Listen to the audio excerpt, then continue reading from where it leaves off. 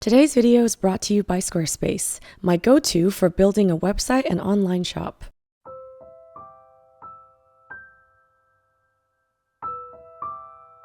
Hello dear friends, today's video is part 2 of a multi-part series featuring my most recent oil painting.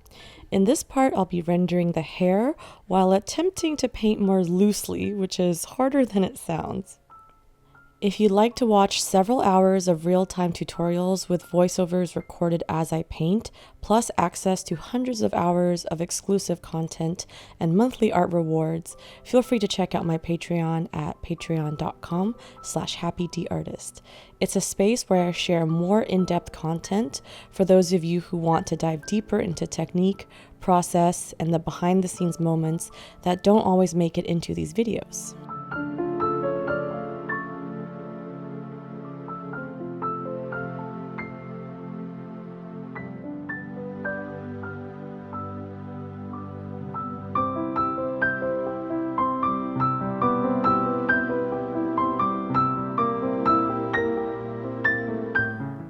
I'm first using burnt sienna to paint an underlying layer, almost like an on-the-go underpainting of sorts. I used Sennelier green for oil medium, which I mixed with the burnt sienna paint. This is gel medium, by the way, and I did use a little bit more than I had intended, so later on it didn't really dry enough and I found the paint a little extra slippery, so if I were to redo this I would not use as much medium. Just something to keep in mind if you're looking to use the Sennelier green for oil gel medium.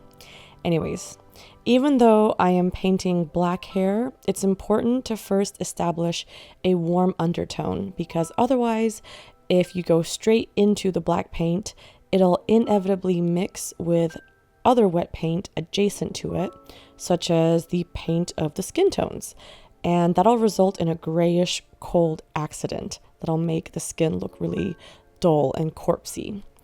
But if you lay down a warm underlayer first for the hair, the black can go on top and parts of the warmer color can peek through from underneath, resulting in a more coherent relationship with the skin tones. The warm underpainting can also serve as a barrier of sorts. So instead of the beige skin tones mixing with black paint and creating a gray mess, the beige skin tones can mix with the burnt sienna first, and then I can carefully lay the black paint down on top of it and avoid touching the skin tones altogether. That way we have kind of beige mixing with this reddish brown, and that creates a more harmonious end result than if I mixed beige with black, which is essentially a very dark blue.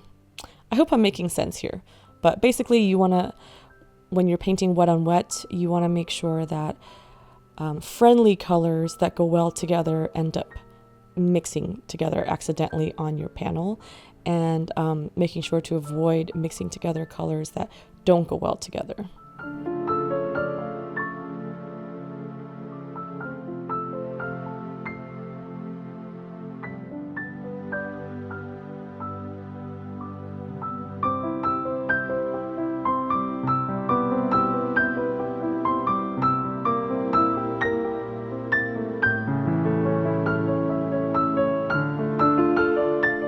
I'm also trying to practice painting more loosely, and by that I mean I'm just trying to not render every single detail so literally, and instead let some of the details become simplified into abstract shapes, letting the detail be implied rather than stated outright. I like to compare painting to writing.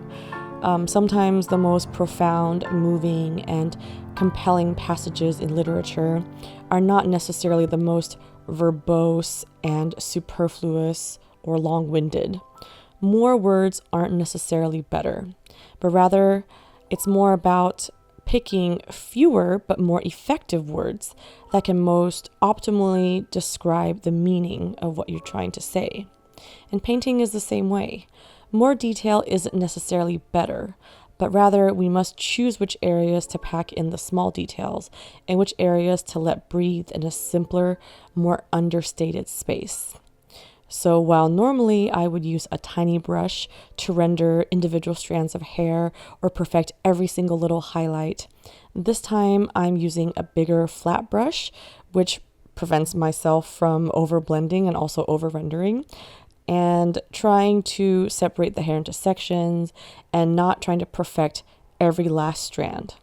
But who knows? I may end up accidentally falling back into old habits and overworking this area during the second pass.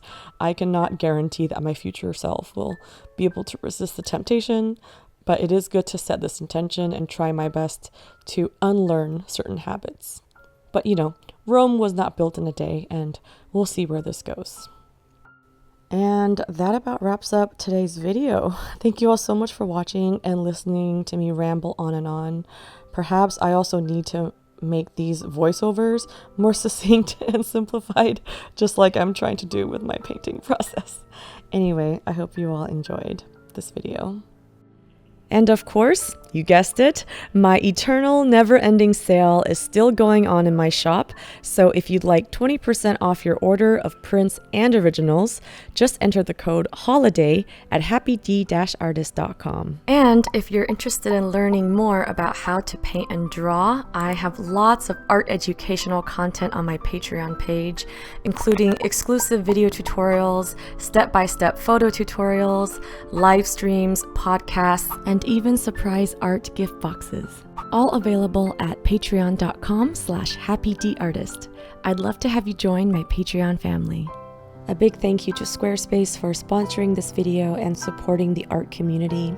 I've been using Squarespace for 10 years now, and it's been an integral part of being able to make a living as an artist. Aside from their beautiful customizable templates and easy-to-use interface, Squarespace now has so many robust tools to help make website building be both effective and intuitive. There's a new design intelligence feature that uses a combination of industry experience and cutting-edge AI to help you make a website bespoke to your brand and digital identity.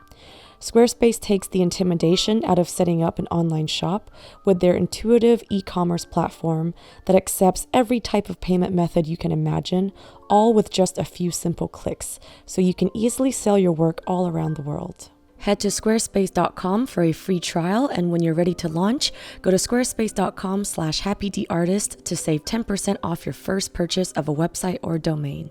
Also, if you want to check out more artworks, works in progress, and just random daily artist adventures, feel free to check out my Instagram, and you can follow me at the handle @happydartist.